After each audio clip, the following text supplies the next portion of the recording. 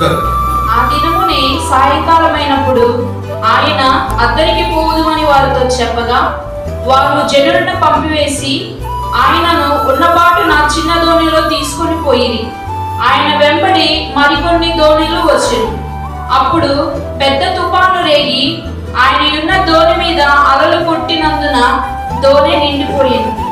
ఆయన దోణి అమరమున తలగడ మీద తలవాల్చుకొని నిద్రించుచుండెను.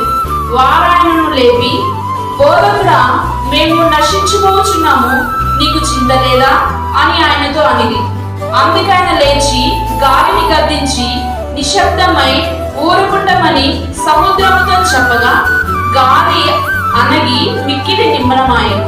అప్పుడైన, మీరెందుకు భయపడుచున్నారు? మీరింకనూ నమ్మలేక ఉన్నారా అని వారితో